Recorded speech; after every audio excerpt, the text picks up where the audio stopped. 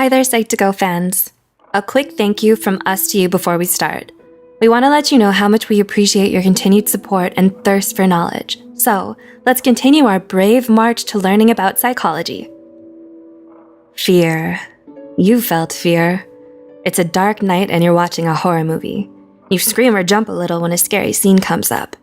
Or you're plunging down the big drop on a roller coaster and your palms are sweating while you yell from the thrill. We're not talking about that kind of fear. Sometimes, fears become excessive and irrational to the point where we can't function normally.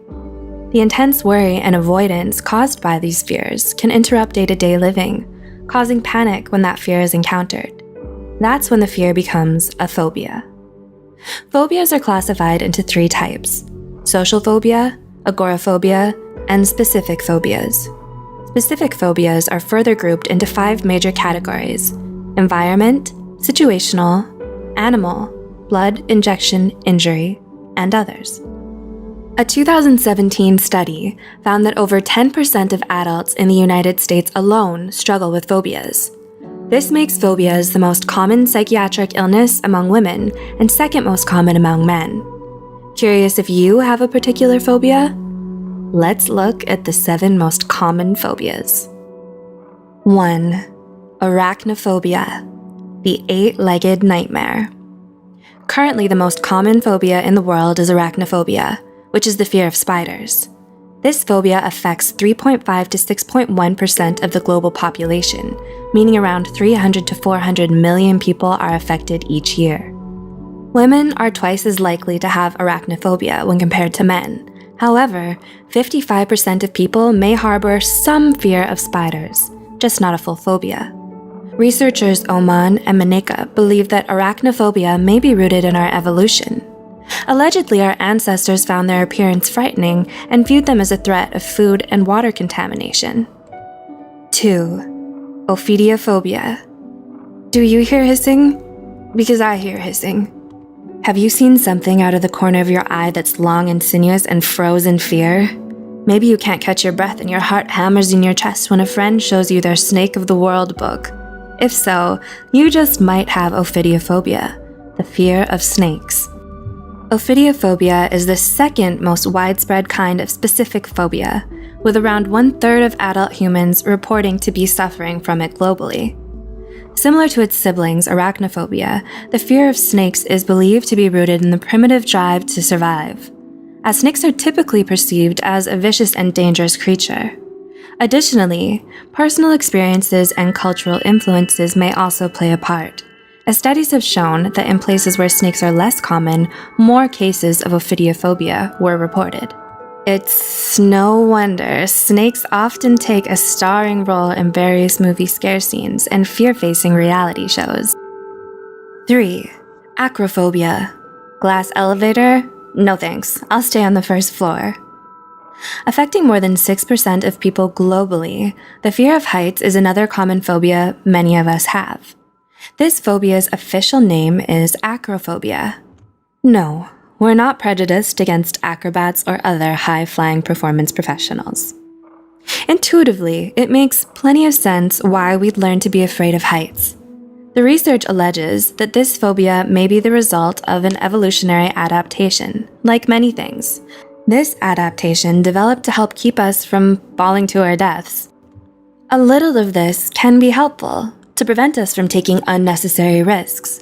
However, if it gets out of hand and escalates, it could lead to extreme daily difficulties. You might have a severe aversion to common structures such as bridges, towers, steep staircases, and other perceived high places for fear of triggering a panic attack. So, take a deep breath, grab a buddy, take it one small step at a time, and let's look at the next phobia. 4. Aerophobia. AKA, so how long will it take to get from California to Tokyo? By car? Aerophobia refers to the fear of flying, and it affects around 10 to 40% of American adults. Are you thinking right now, sure, humans don't fly naturally, so fear of flying is understandable? Well, while that's true, aerophobia is actually logically irrational, given that airplane accidents are so rare. Statistics report that traveling by plane is actually much safer than traveling by car. Nonetheless, people with aerophobia avoid flights as much as they can, which can be problematic for work requirements or long-distance relationships. 5. Cynophobia. Did you say puppies? I think you pronounced demon hound wrong.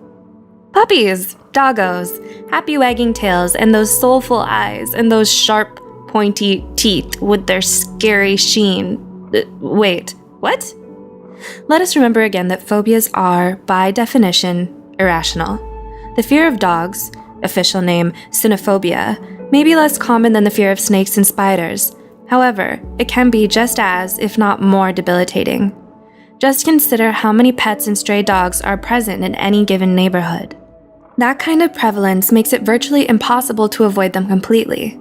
Unfortunately, this means cynophobics experience intense and frequent dread, anxiety, and even panic. Cynophobia could be caused by a traumatic childhood experience, such as being chased or bitten by a dog, that was never addressed or otherwise fully resolved. Getting proper help and following professional therapy advice could not only make day-to-day life more livable, but allow you to revel in the wonderful world of dogs. 6. Trypanophobia. Would it be possible for me to take all my vaccinations in pill form? Next up, we have trypanophobia, the fear of injections. Ever seen the huge, strong sports guy break out into unprovoked tears when it was his turn to get vaccinated at school? Or seen the undisputed tough girl pass out when being asked to donate blood? Maybe they have trypanophobia. While it's normal to be afraid of injections as children, statistics report that the fear persists in approximately 20 to 30% of adults, escalating to become trypanophobia. Trypanophobics stringently avoid medical treatments, hospitals, and doctors. As you can imagine, this is incredibly risky to their health. How bad can it be, you ask? Well, the fear can be so intense that most would faint at the mere sight of a needle.